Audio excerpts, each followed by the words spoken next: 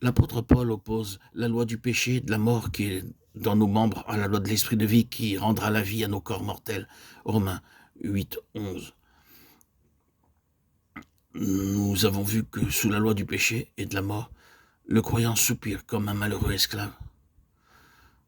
Dans la seconde moitié de Romains 6, nous avons vu que Paul parle de lui comme ayant été affranchi du péché, comme étant devenu, par sa reddition volontaire, serviteur de Dieu et de la justice. Arrivé à ce point-là, il a renoncé à être l'esclave du péché.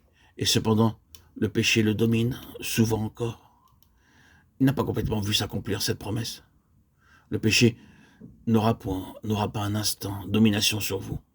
Il a bien la volonté de faire ce qui est bon, mais il ne trouve pas le moyen de l'accomplir.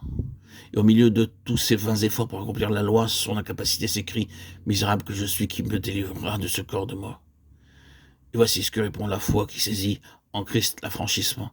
Je rends grâce à Dieu par Jésus-Christ notre Seigneur. Romains 7, 25.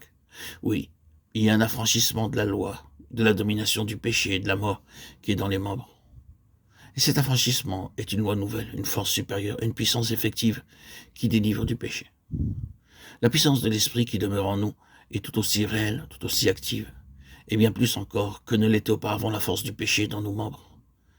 C'est l'esprit de vie qui se trouve en Christ, et c'est de cette vie de Christ qui reçut la vertu toute puissante de Dieu lors de sa résurrection et de son ascension, Éphésiens 1, 17, 21, et qui fut admis à partager sur le trône la toute puissance de Dieu. C'est de cette vie-là qu'émane le Saint-Esprit, l'Esprit de Dieu pour descendre à nous. La loi, la puissance, la domination de la vie qui est en Jésus-Christ m'ont affranchi de la loi, de la domination du péché et de la mort qui était dans mes membres, m'obtenant ainsi une liberté aussi réelle que l'était auparavant mon asservissement au péché. Dès le premier commencement de notre vie nouvelle, c'est l'Esprit qui nous a inspiré la foi en Christ.